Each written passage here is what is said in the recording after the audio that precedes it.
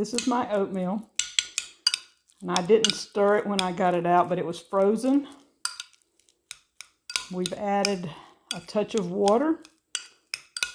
And you can tell it's very hot.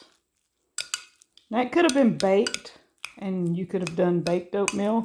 You could have done fried oatmeal. I just did it as is. We're going to take a bite, and it's been in the freezer about 3 days. And I'm going to see how it tastes. You see how hot the steam? You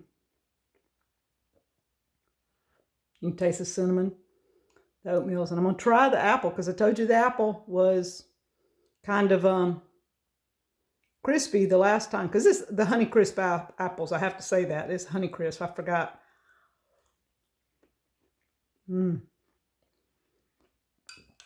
Y'all, it's perfect.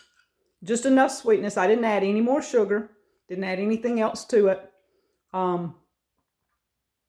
It's perfect. You could add some butter. You could add your pecans. Whatever you wanted to add to it. Berries. Huckleberries. Oh, huckleberries. I've got those.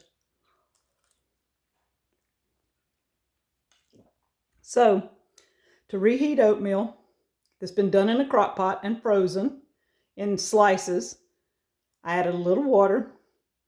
Put it in my toaster oven for about 15 minutes.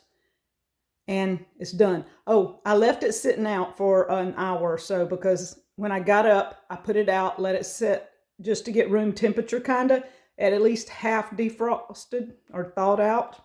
Then I added the water and put it in there for about 15 minutes. Might not even took 15. I was just busy and forgot it. So, crock pot oatmeal that you put in the freezer.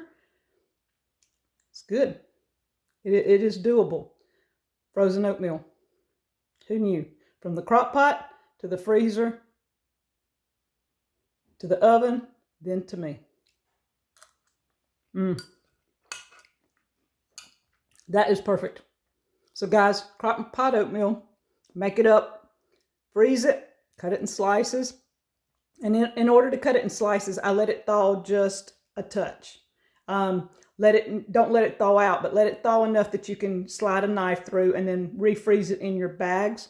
I put it in sandwich bags and then stuck it in a freezer Ziploc bag. Double purposes there. So thank you guys from Crazy Days.